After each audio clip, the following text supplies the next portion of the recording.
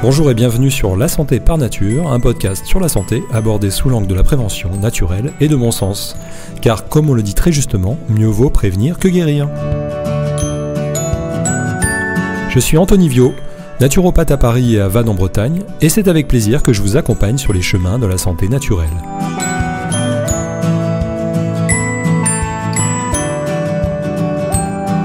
J'entends souvent les personnes qui viennent me voir se plaindre de ne plus arriver à perdre de poids, malgré tout ce qu'elles ont déjà mis en place.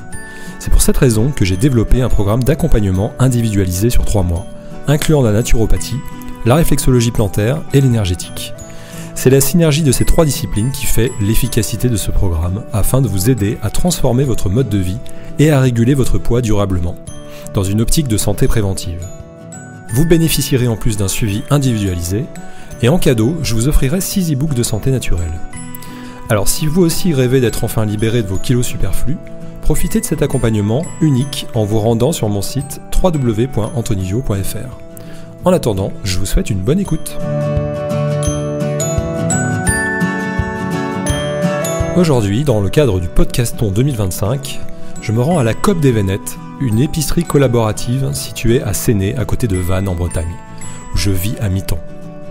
Je suis moi-même coopérateur au sein de cette association qui permet, grâce au bénévolat de tous les coopérateurs, de proposer des prix plus intéressants que dans la grande distribution, ce qui va permettre aux personnes ayant peu de moyens de s'y retrouver. Elle a également un rôle d'aide à l'inclusion de personnes handicapées ou ayant parfois été mises à l'écart de la société. Au micro, j'accueille donc Sarah, qui est actuellement chargée de coordonner une partie de l'activité de la COP.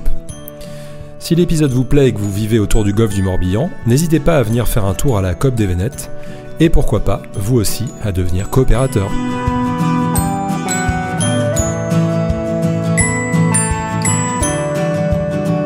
Bonjour Sarah, bienvenue dans le podcast La Santé par Nature. Donc là, nous sommes à la COP des Vénettes, sur la commune de Séné, juste à côté de Vannes. Est-ce que tu voudrais bien te présenter succinctement et nous présenter l'association ? Bonjour Anthony, ça va ? Donc moi, je suis la salariée de la COP, je suis salariée à temps partiel. Qu'est-ce que c'est la COP ? La COP, c'est une association avant toute chose. Et en fait, c'est un collectif de citoyens, on est à peu près 380 personnes, à vouloir manger mieux des produits locaux, si possible bio, et qui valorisent le zéro déchet, tout en faisant l'exercice de travailler dans un tiers-lieu autour d'une épicerie. Et donc, en fait, collectivement, il va y avoir des acheteurs, il va y avoir des gens qui tiennent l'épicerie, il va y avoir des gens à la communication. En fait, on a tous une petite tâche qui fait que le collectif fonctionne. Ok, top. Donc, le modèle de la COP, c'est un magasin coopératif comme ça à New York qui a été créé en 1973, qui s'appelle le Park Slope Food Coop, et qui compte aujourd'hui 17 000 coopérateurs. Et après, il y a eu un magasin à Paris qui s'appelle La Louve, sur le même principe. Donc, est-ce qu'il y a d'autres magasins comme ça en France, de magasins coopératifs ? En fait, les magasins coopératifs, il y en a de plus en plus et chaque année, on en rend compte. C'est surtout dans les grandes villes, au début, qu'ils sont créés. En Bretagne, par exemple, vous avez Scopelli à Nantes, Brésicop à Rennes, Ticop à Brest, mais il y a aussi un projet qui se monte à Saint-Brieuc.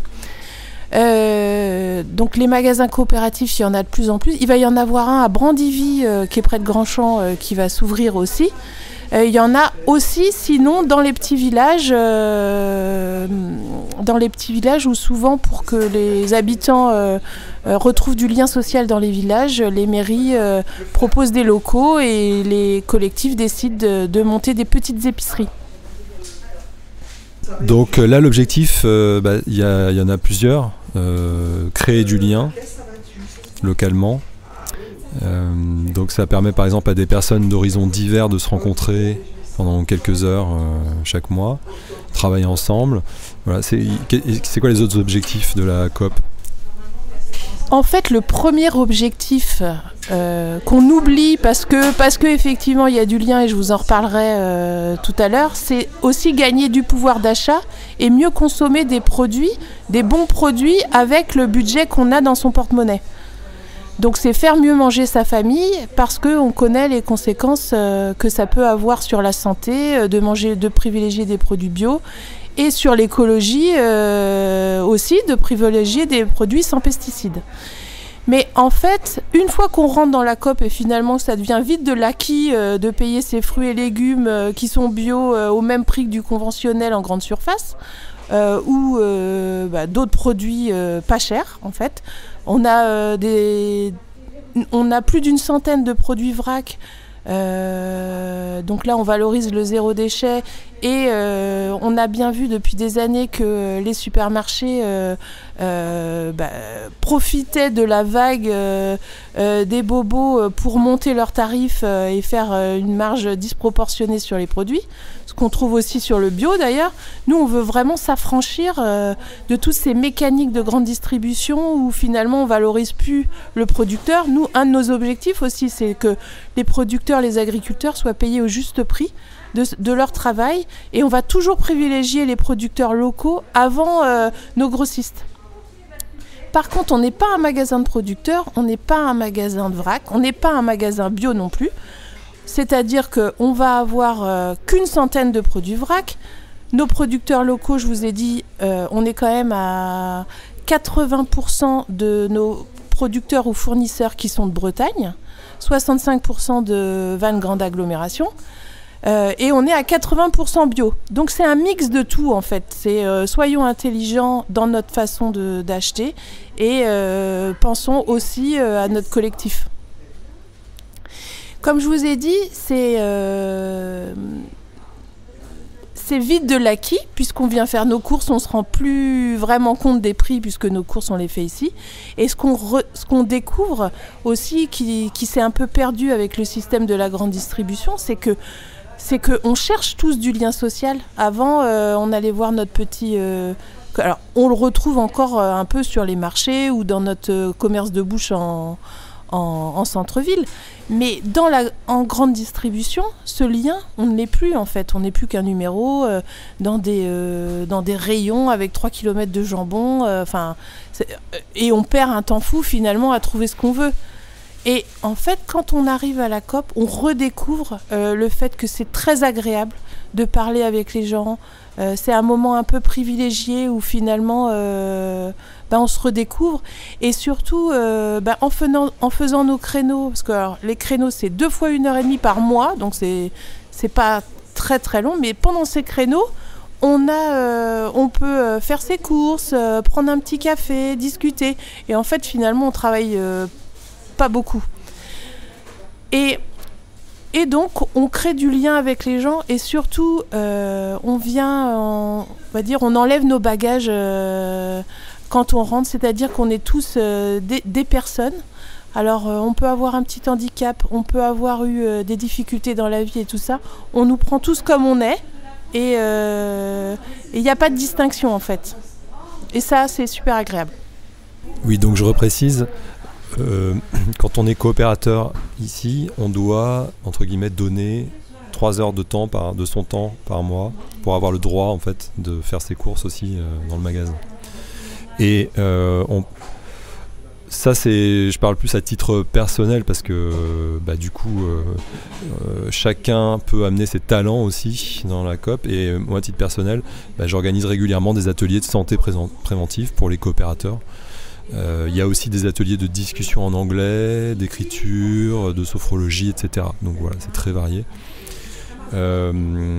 Ça permet aussi peut-être à certaines personnes de sortir de la solitude. Et puis on peut dire aussi qu'il y a des jeunes handicapés qui viennent aussi ici. Tu peux nous en parler de ça ?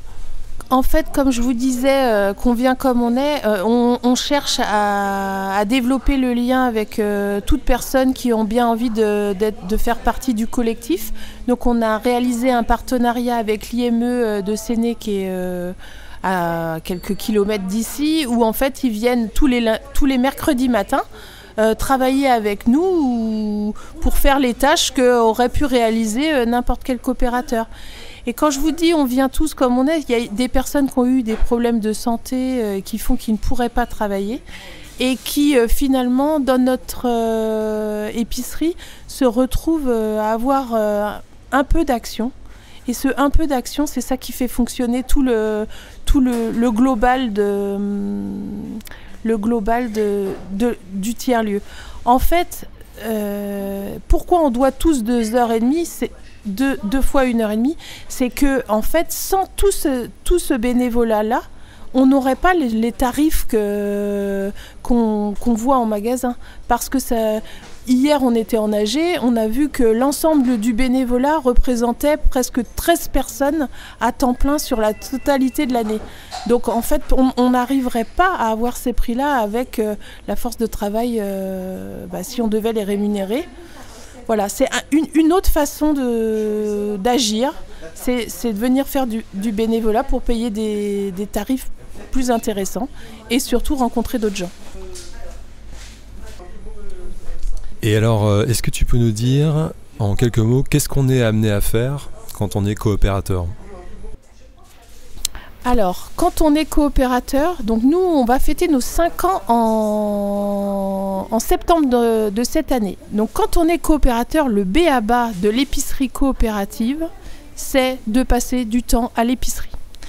Donc, si on choisit de faire son temps à l'épicerie, comme je l'ai dit tout à l'heure, on travaille un petit peu. Alors, ça consiste en quoi ? Ça peut consister en faire une réception de marchandises, faire des petits inventaires, faire du facing, enfin mettre les produits en avant, faire de la caisse, nettoyer les fruits et légumes, faire le petit job qui consiste à faire vivre un magasin alimentaire.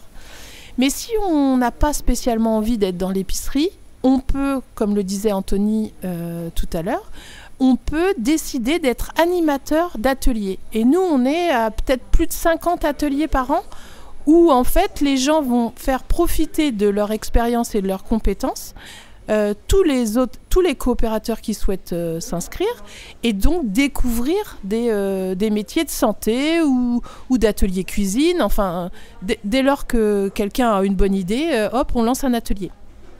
Après, on peut aussi, on doit avoir tous les métiers qui correspondent au développement d'une entreprise, c'est-à-dire, même si on n'est pas une entreprise, je rappelle, on est bien une association, on a une vingtaine d'acheteurs, on a 5 ou 6 personnes qui s'occupent de la communication. Là, on se voit en visio, on fait les réseaux, on anime des événements à l'extérieur.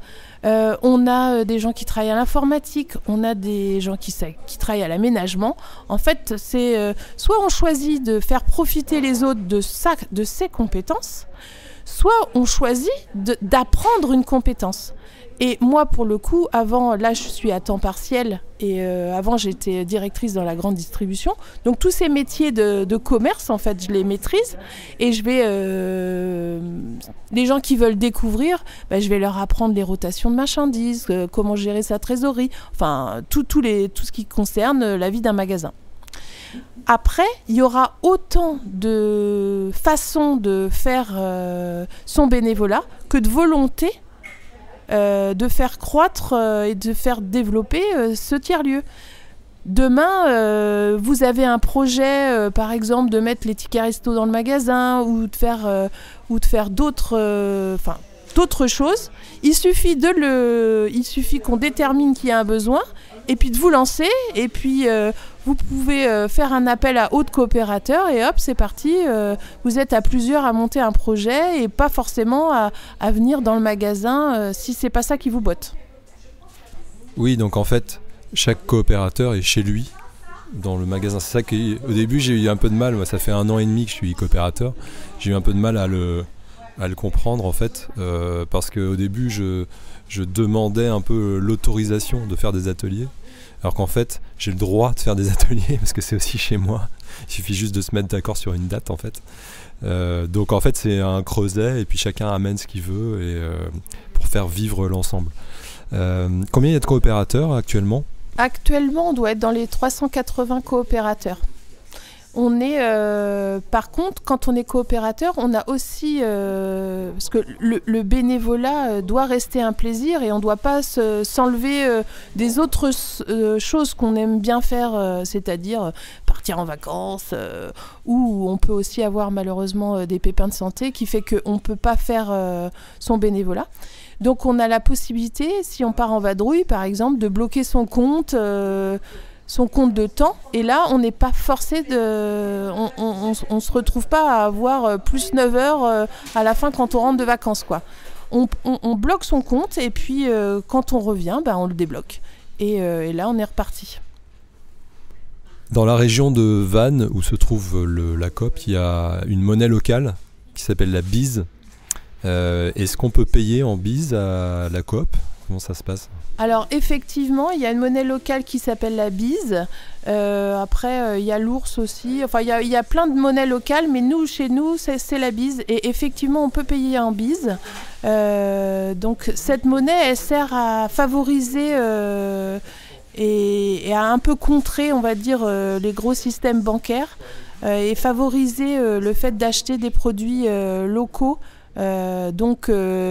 Sachant qu'on favorise les producteurs locaux, évidemment qu'on allait prendre la bise. Alors une petite question subsidiaire, disons, par rapport au thème du podcast. Est-ce que tu dirais que la COP des Vénettes est bonne pour la santé ? La santé des individus et la santé de la région ? Alors non seulement elle est bonne pour la santé, mais elle est très bonne pour la santé. Pourquoi ? Parce que par l'alimentation, on arrive à avoir une bonne santé, comme je le disais tout à l'heure, en privilégiant les produits, les producteurs locaux et bio. Effectivement, on favorise sa santé, mais ce qu'on trouve, et je ne sais pas si vous l'avez entendu, le lien social est pour moi un des piliers de la santé au même titre que le reste. Et ça, du bonheur à se retrouver, vous allez le trouver dans l'épicerie. Mais en fait, plus ça va, plus on grossit, plus on crée des petits groupes pour aller marcher, faire de l'exercice physique, pour faire des activités ensemble, faire de la cuisine, discuter. Et ça, le lien social est aussi bon pour la santé. Et pour le collectif, en fait, être en bonne santé, c'est des frais de sécurité sociale qu'on n'aura pas quand on sera un peu plus vieux. Et pour l'écologie, la planète, favoriser les circuits courts et le bio, c'est ce qu'il y a de mieux. Donc faisons tous ensemble des petites choses et agissons parce que dans les informations, on voit que des gens qui se bataillent et qui finalement avancent peu. Et nous, on a tous à notre échelle une petite action qui fait que les bonnes choses avancent. Voilà, et à la COP, on a la possibilité justement chacun de faire son petit colibri et sa part. Et donc, alors comment on fait pour s'inscrire ? Alors comment on fait pour s'inscrire ? C'est très simple. Déjà, vous pouvez venir 3 rue de Lorraine, juste en face d'Emmaüs Vêtements, venir voir les produits et voir si nous on a 1600 références, donc je pense que vous trouverez votre bonheur. Après, vu qu'on est une association, on règle tous 5 € d'adhésion par an. On donne une part sociale à l'association qui est de 100 € mais qui peut être de 25 € si on a des difficultés financières, si on veut voir venir, si on veut le faire en plusieurs fois, enfin ça vous est propre. Dans tous les cas, la part sociale ou l'argent ne doit pas être un sujet entre nous. Et surtout, il faut donner du temps et de l'action pour faire vivre le projet. C'est le pilier de notre projet. Voilà, donc vous venez en magasin, vous dites que vous voulez adhérer et hop, zoup, c'est parti. Vous allez avoir un accès à un espace membre qui découpe tous les créneaux d'ouverture du magasin. Et après, tout seul, vous pouvez vous inscrire entre votre cours de gym et piscine et hop, c'est parti. Vous pouvez prendre vos créneaux. Si par contre vous n'avez pas du tout envie de vous servir de l'informatique parce que pour vous l'informatique c'est stressant, un petit coup de fil, un petit mot et on vous inscrit, il n'y a aucun souci. C'est très facile. Alors ce qu'on peut dire aussi, c'est que pour les personnes qui n'aiment pas le contact direct avec la clientèle, par exemple, qui n'ont pas envie d'être vraiment dans le magasin, on peut aussi s'investir dans les bureaux, entre guillemets, ou même bosser de chez soi sur des projets informatiques ou autres. Oui, en fait, souvent, on peut faire plein de métiers. Je vous disais, là, nous, on a une comptable, on a des gens qui travaillent aux achats. Après, il faut sortir de ce qu'on aime ou ce qu'on n'aime pas et des contacts humains qu'on peut voir à l'extérieur, parce que c'est pas les mêmes contacts humains qu'on a ici. Ici, on est un peu une grande famille, on se connaît tous, on discute, on n'est pas... Il n'y a pas de serveur servi, c'est pas parce que vous faites un créneau à l'épicerie que vous vous sentez redevable à des clients lambda qu'on ne connaît pas. Vous parlez avec des gens et en fait, aussi bien le client que le coopérateur qui travaille, on s'entraide, quoi, en fait. Donc c'est pas du tout le même système qu'on peut retrouver dans les boutiques classiques ou en supermarché. Super. Est-ce qu'il y a un sujet dont on n'a pas parlé que tu souhaiterais aborder ?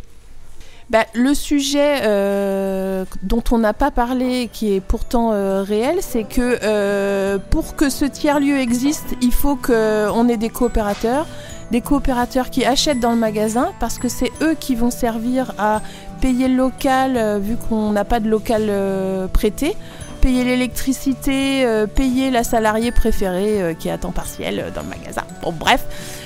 Et en fait, il faut du monde pour faire vivre les possibles. C'est-à-dire que c'est pas... Nous, pour l'instant, on va fêter nos 5 ans et ça se passe correctement, donc tant mieux. Mais c'est vraiment... Pour que une autre façon de faire soit possible, il faut que les gens participent et il faut se donner. Ok, super. Merci beaucoup Sarah d'avoir répondu à mes questions. J'espère que ça donnera envie aux personnes qui nous écoutent, soit de nous rejoindre à la COP des Vénettes dans la région de Vannes, ou bien soit de créer leur propre magasin coopératif n'importe où en France. Donc je te dis à bientôt et prends bien soin de toi. Merci, à bientôt. Voilà, c'est tout pour aujourd'hui. Alors merci beaucoup d'avoir pris le temps d'écouter cet épisode.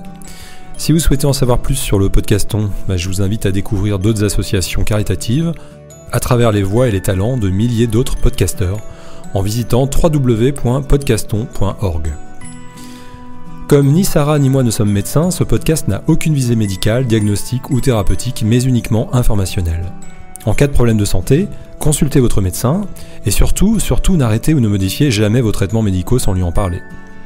La santé par nature est un podcast que je réalise moi-même, donc si vous le trouvez intéressant, vous pouvez m'aider à le faire connaître en le partageant autour de vous.